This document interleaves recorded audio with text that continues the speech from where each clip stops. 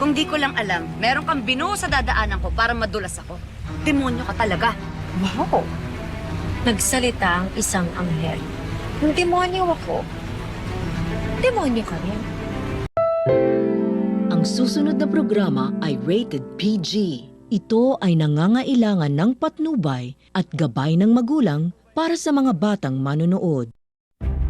Painit na po ng painit ang mga eksena maging ang kaganapan na ating pagkatutukan at ating nga rin namang pagkasubaybayan dito lang sa ating pinagkakatutukan at pinagkakaabangan tuwing hapon na Mami Dearest. Simula pa lang din naman kasi ito na ito nga rin naman kasing si Emma ay mapapahamak na rin pa sa plano nga rin naman nitong si Jade sa kanya. Dahil dito ay ayaw na nga rin naman kasi nitong si Jade na makita pa nga itong si Emma at tila guluhin pa nga rin naman ang buhay nila nitong si Danilo. Kaya dito nga rin naman ay gagawa nga ng plano itong si Jade na siyang ikapapahamak na nitong si Emma.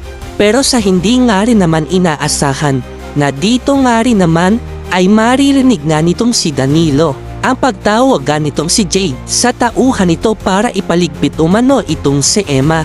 At dito nga rin naman ay sasabihin nga rin naman itong si Jade sa kanyang kausap na iligpit nyo na si Emma. Dito nga ay walang kaalam-alam itong si Jade na narinig pala ito ni Danilo. Simula na nga rin pa ito para sa ganon ay lalo na nga rin namang magtataka itong si Danilo at ipigilan nga rin ba niya ang plano nga nitong si Jade kay Emma na ating pagkatutukan at pagkakaabangan.